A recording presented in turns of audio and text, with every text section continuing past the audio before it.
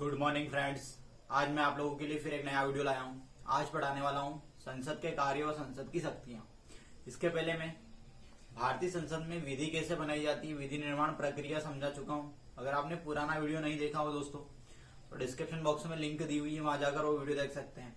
अब देखिए, अगर आप चैनल पर नए हो तो मेरे चैनल को लाइक शेयर सब्सक्राइब करना ना भूलें और वीडियो कैसा लगा इसके लिए कमेंट करना ना भूलें। दोस्तों स्टार्ट करते हैं। देखिए, भारतीय संसद के कार्य एवं शक्तियां।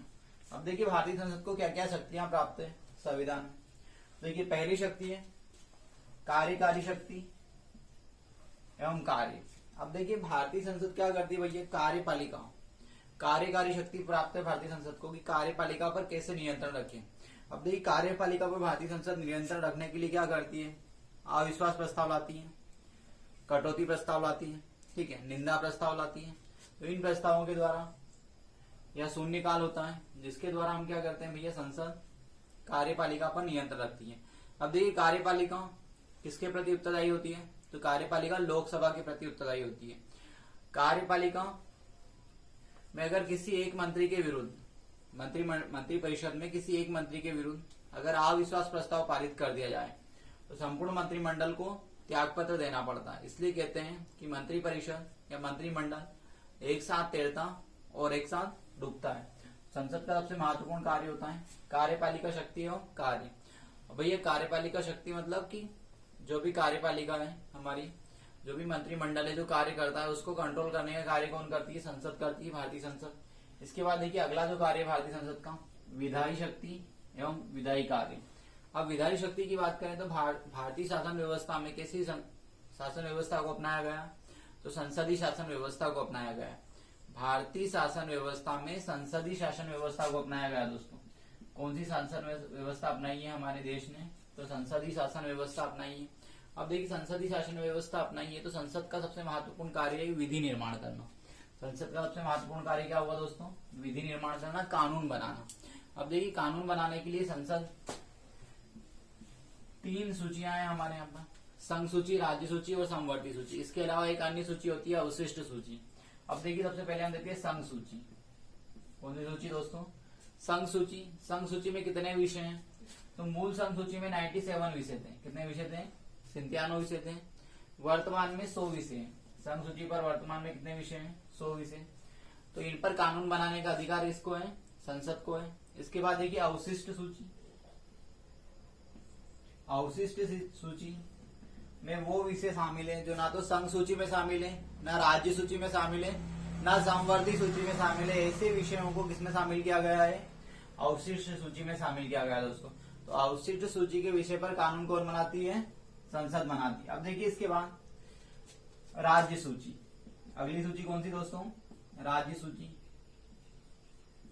सामान्यतः राज्य सूची के विषय पर कानून राज्य सरकारें बनाती हैं, परंतु आपातकाल के समय या किसी अंतर्राष्ट्रीय शांति समझौते को लागू करने के लिए या दो से अधिक राज्यों की सिफारिश पर या फिर राज्यसभा द्वारा कोई प्रस्ताव पारित कर राज्य सूची के विषय पर कानून कौन बना सकती है, संसद कानून बना सकती है। राज्य सूची के विषय पर भी कानून बनाने का अधिकार किसको होता है, संसद को।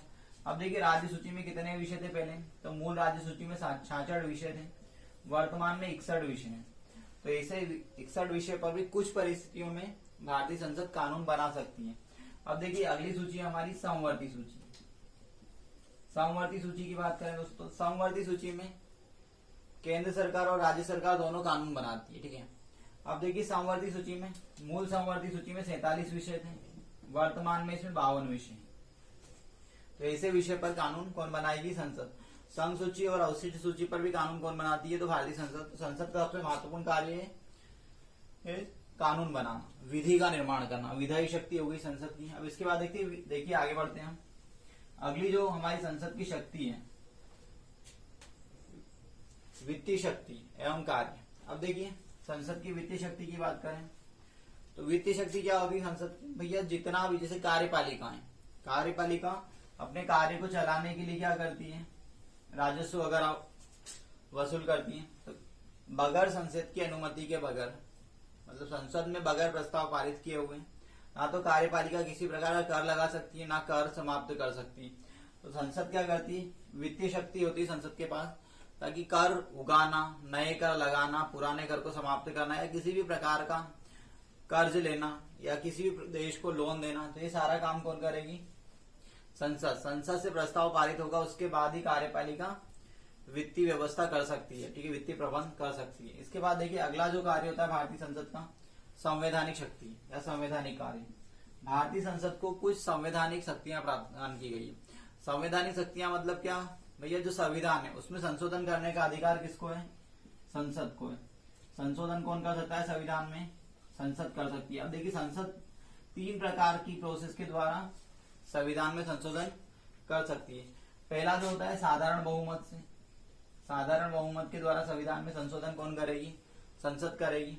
फिर इसके बाद विशेष बहुमत। विशेष बहुमत मतलब 2/3 बहुमत से विधेयक दोनों सदनों से पारित होना चाहिए, तो उसे बोलते हैं विशेष बहुमत से विधेयक पारित हो। फिर इसके बाद विशेष बहुमत मतलब 2/3 बहुमत प्लस आधे राज्यों, मतलब आधे राज्यों की विधानसभाओं से भी वो विधेयक पारित होना आवश्यक है। तो विशेष बहुमत प्लस आधे राज्यों की विधानसभा, तो ये 3 प्रकार की प्रक्रिया है जिसके द्वारा संसद संविधान में संशोधन कर सकती है। दोस्तों अब देखिए आगे बढ़ते हैं। भारतीय संसद को न्यायिक शक्तियां भी प्राप्त हैं। देखिए भारतीय संसद को कौन कौन सी न्यायिक शक्तियां प्राप्त है दोस्तों, न्यायिक शक्ति एवं न्यायिक कार्य। अब देखिए भारतीय संसद को न्यायिक शक्ति प्राप्त है जिसके तहत राष्ट्रपति पर अगर राष्ट्रपति अपने पद का अवहेलना करता है, राष्ट्रपति अपने संवैधानिक पद का उल्लंघन करता है, तो संसद क्या करेगी, उस पर महाभियोग चलाकर उसे पद से हटा सकती है। ये किसको अधिकार है, भारतीय संसद को न्यायिक शक्ति प्राप्त है। या न्यायालय, उच्च न्यायालय या सर्वोच्च न्यायालय के न्यायाधीश अपने संवैधानिक पद का अवहेलना करते हैं, तो उनके विरुद्ध भी क्या जारी किया जाता है, उनके विरुद्ध भी राष्ट्र महाभियोग जैसी प्रक्रिया के द्वारा उन्हें भी हटा सकती है संसद। इसके बाद देखिए अगली संसद का जो कार्य है, निर्वाचन से संबंधित शक्ति एवं कार्य।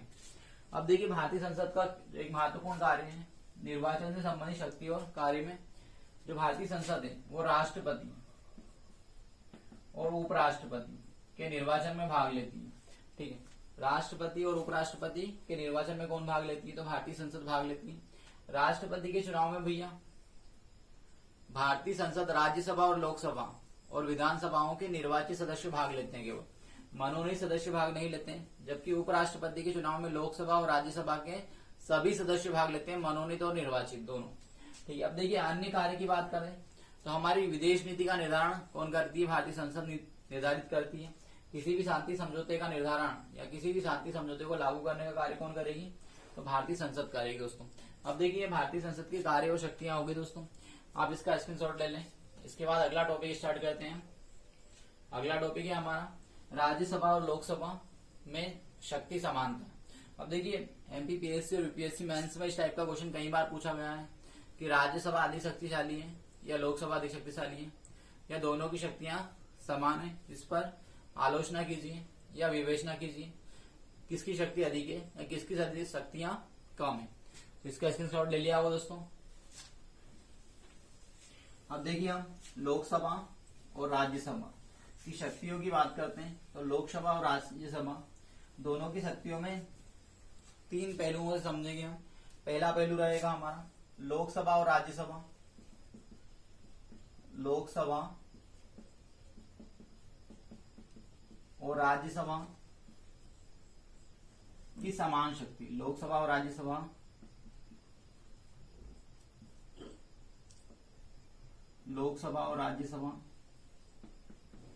की समान शक्ति, मतलब जो अधिकार लोकसभा को है वही अधिकार राज्यसभा को, दोनों की इक्वल शक्ति की बात कर रहे हैं, इक्वल शक्ति इक्वल पावर। तो देखिए लोकसभा और राज्यसभा दोनों की समान शक्तियों में पहला तो दोनों राष्ट्रपति के चुनाव में भाग लेती है, पहली शक्ति दोनों की समान है, राष्ट्रपति के चुनाव में भाग लेना। दोनों राष्ट्रपति के चुनाव में भी भाग लेगी और उपराष्ट्रपति के भी चुनाव में भी भाग लेगी। यहाँ पर दोनों की शक्ति क्या है, समान है, मतलब दोनों को इक्वल पावर मिला है राष्ट्रपति और उपराष्ट्रपति के चुनाव में भाग लेने का। ठीक है, इसके बाद देखिए साधारण विधेयक दोनों सदनों में पेश किया जाता है। साधारण विधेयक अगर पेश किया जा रहा है तो दोनों सदनों में पेश किया जाएगा। इसके बाद देखिए तीसरा जो है महाअभियोग प्रक्रिया, महाअभियोग प्रक्रिया। महाअभियोग की प्रक्रिया दोनों सदनों में लाई जा सकती है, लोकसभा में भी लाई जा सकती है और राज्यसभा में भी लाई जा सकती है, दोनों को बराबर शक्ति है यहाँ पर। इसके बाद देखिए आगे बात करते हैं अविश्वास प्रस्ताव, अविश्वास प्रस्ताव केवल लोकसभा में पेश होता है ना। उसके बाद हम लोकसभा की विशेष शक्तियों में बात करेंगे। अगली जो शक्ति है देखिए, राष्ट्रपति का चुनाव हो गया, उपराष्ट्रपति का चुनाव हो गया, साधारण विधेयक हो गया, महाअभियोग हो गया। इसके बाद विधि निर्माण करना, विधि निर्माण करना या संशोधन करना। अब देखिए भारतीय संविधान में संशोधन करना या विधि का निर्माण करना, जिसमें दोनों को शक्तियां बराबर है, मतलब लोकसभा के पास भी वही पावर है और राज्यसभा के पास भी वही पावर है, दोनों की शक्तियां बराबर है। जैसे किसी संविधान संशोधन करना है तो वो लोकसभा में भी लाया जा सकता है और राज्यसभा में, दोनों सदनों में से किसी भी सदन में लाया जा सकता है। इसमें किसी को भी कोई विशेष पावर नहीं है, दोनों को बराबर अधिकार है, ठीक है। इसके बाद देखिए आगे बढ़ते हैं दोस्तों, तो ये तो दोनों सदनों की समान शक्तियां हो गई। अब इसके बाद हम बात करते हैं लोकसभा की विशेष शक्तियां, या लोकसभा के पास जो शक्तियां हैं और जो राज्यसभा के पास शक्तियां नहीं है।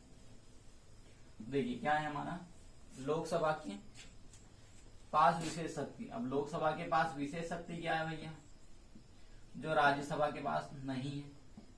तो देखिए लोकसभा के पास पहली विशेष शक्ति है धन विधेयक। क्या है पहली शक्ति भैया, धन विधेयक। धन विधेयक केवल लोकसभा में ही पेश होगा। धन विधेयक कहाँ पेश होगा दोस्तों, धन विधेयक को केवल लोकसभा में ही पेश किया जा सकता है, राज्यसभा में धन विधेयक पेश नहीं किया जाता है और ना ही उस पर मतदान होता है राज्यसभा में।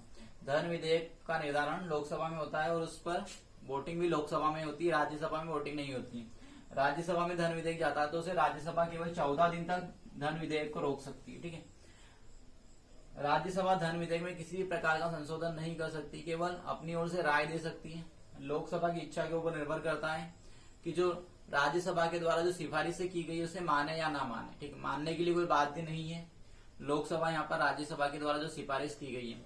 अब देखिए अगर राज्यसभा के द्वारा जो सिफारिश की गई है लोकसभा चाहे तो उन्हें मान भी सकती है और जब मान लेगी तो लागू कर दी जाएगी। और राज्यसभा के द्वारा जो सिफारिश की गई है उसे लोकसभा मानने से मना भी कर सकती है, उसके ऊपर ऐसा कोई पाबंदी नहीं है कि मानना ही पड़ेगा, ठीक। अब देखिए अगला जो है हमारा धन विधेयक। कोई विधेयक धन विधेयक है या नहीं इसका निर्धारण हमेशा कौन करेगा, तो लोकसभा अध्यक्ष।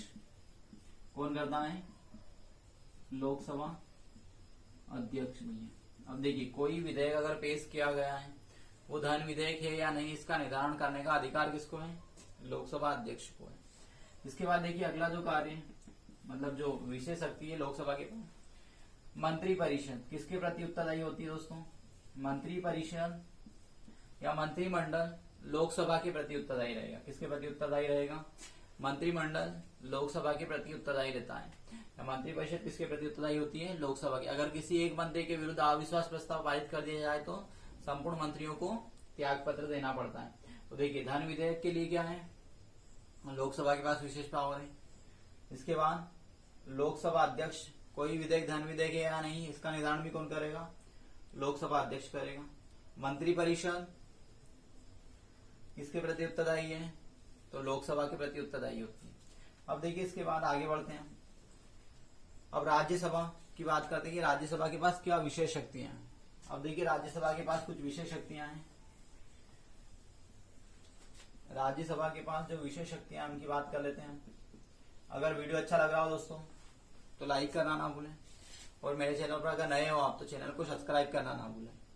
अब देखिए राज्यसभा की विशेष शक्तियां, तो राज्यसभा के पास विशेष शक्ति क्या क्या है भैया, तो राज्यसभा के पास पहली विशेष शक्ति है राज्य सूची।